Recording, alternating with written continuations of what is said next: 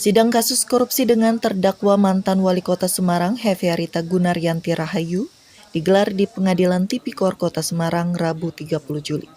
Dalam sidang yang dipimpin Hakim Gatot Sarwadi ini, mantan orang nomor 1 di Kota Semarang tersebut dituntut hukuman 6 tahun penjara oleh Jaksa Penuntut Umum dari Komisi Pemberantasan Korupsi atau KPK.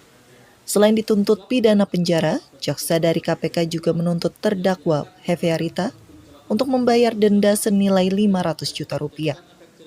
Apabila denda tersebut tidak dibayarkan, maka akan diganti dengan kurungan selama 6 bulan.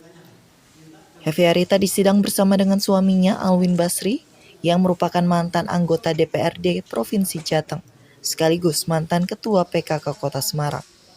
Dalam perkara ini, Alwin Basri dituntut dengan hukuman 8 tahun penjara dan denda 500 juta rupiah yang jika tidak dibayarkan, maka diganti dengan kurungan selama 6 bulan. Menurut jaksa, kedua terdakwa diduga terbukti menerima suap dari proyek pengadaan barang dan jasa. Kedua terdakwa juga terbukti memotong pembayaran pegawai negeri yang bersumber dari insentif pemungutan pajak dan tambahan penghasilan di Bapenda Kota Semarang. Menjatuhkan pidana terhadap terdakwa 1 Hefearita Gunaryanti Rahayu dengan pidana penjara selama 6 tahun serta pidana denda senilai 500 juta rupiah subsidi 6 bulan kurungan.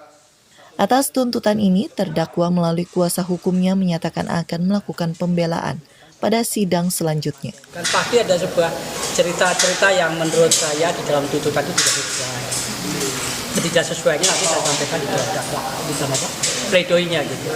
Saya kira di situ. Dalam sidang tuntutan ini, jaksa juga meminta majelis hakim menjatuhkan hukuman tambahan kepada Hefearita berupa membayar uang pengganti sebesar Rp683.200.000 yang harus dibayarkan dalam waktu 1 bulan setelah putusan perkara. Apabila tidak mengganti, maka harta benda terdakwa akan disita atau akan dijatuhi tambahan pidana penjara selama 1 tahun.